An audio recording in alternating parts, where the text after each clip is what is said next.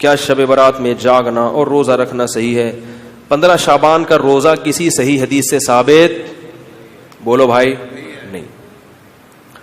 صرف جمہور کے نزدیک عبادت ہے 15 شعبان کی, اس کے علاوہ باقی کوئی بھی چیز. میرا اس پر بہت ڈیٹیل میں بیان ہے, یوٹیوب پہ سرچ کریں وہ بیان آ جائے گا. میسج ٹی وی والوں نے ایک انٹرویو لیا تھا اس پہ, اس میں نے دلائل سے ثابت کیا ہے, پوری مدلل بحث کی ہے کہ نہ اس رات میں قبرستان جانا چاہیے, نہ اس رات میں حلوے پکانے چاہیے, نہ اس رات میں الگ سے کوئی نہانا دھونا چاہیے, نہ اگلے دن کا روزہ رکھنا سنت ہے, نہ پٹاخوں کی کوئی حیثیت ہے. سمجھ رہے ہو؟ اب مجھے پتا ہے جو گالیاں آنے والی ہیں یوٹیوب پہ, چلو کوئی بات نہیں, اس کو بھی انجوائے کرتے ہیں.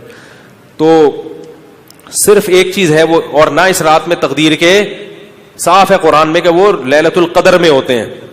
علامہ ابن تیمیہ رحمہ اللہ نے لکھا ہے کہ لیلۃ القدر کی اہمیت کو گھٹانے کے لیے بھی اس رات کو بہت زیادہ اہمیت دی گئی ہے.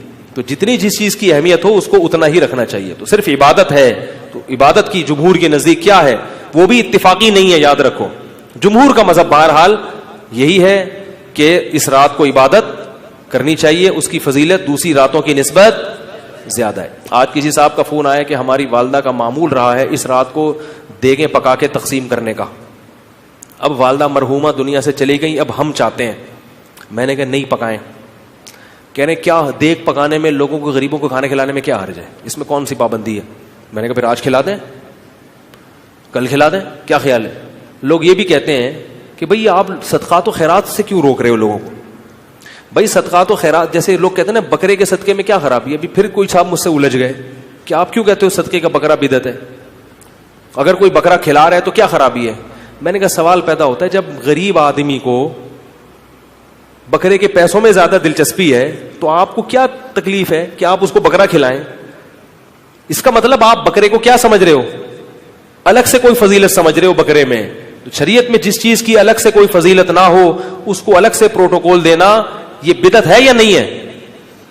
غریب آدمی کو کہہ رہے یار 20,000 کا بکرا لے کے دے دیا تم نے مجھے, تو مجھے 20,000 روپے دے دیتے. اگر آپ کہتے ہو اس کے کھانے کی حاجت ہے تو راشن ڈلوا دو.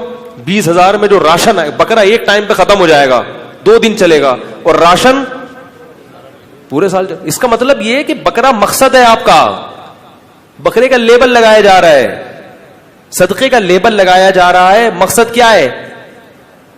ارے بھائی, تو اس لیے وہ کہنے لگے کہ میں 15 شعبان کو چاہتا ہوں غریبوں میں دیگ تقسیم کروں, تو صدقے میں حرج کیا ہے؟ میں نے کہا بالکل کوئی حرج نہیں ہے, لہذا کل دیگ آپ تقسیم کر دیں, اگر آج لیٹ ہو گئے تو کل کر دیں. کہہ رہے نہیں کل نہیں, میں 15 کو کروں گا. میں نے کہا اس کا مطلب ہے کہ صدقہ اصل نہیں ہے, 15 شعبان کو اس طریقے سے منانا اصل ہے. تو جب شریعت میں نہیں ہے تو آپ کیوں اس رات کو صدقے کے حوالے سے پروٹوکول دے رہے ہو؟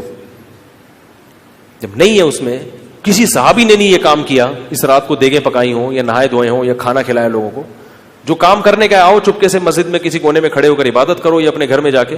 ممکن ہے آپ کہیں کہ صدقہ بھی تو عبادت ہے, تو چپکے سے کسی غریب کو دے دو نا پیسے. کیا خیال ہے؟ جتنے پیسے دیگ میں خرچ ہوں گے تو بھائی چپکے سے کسی غریب کو جا کے دے دو.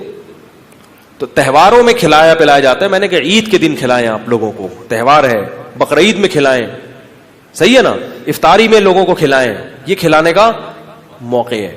آپ 15 شعبان کی رات کو پبلک کو جب خوب مرغن غذائیں کھلائیں گے تو وہ عبادت کے لائق, وہ مرغے کھا کے کیا کریں گے, ٹن ہو جائیں گے, سو جائیں گے. تو یہ ہے.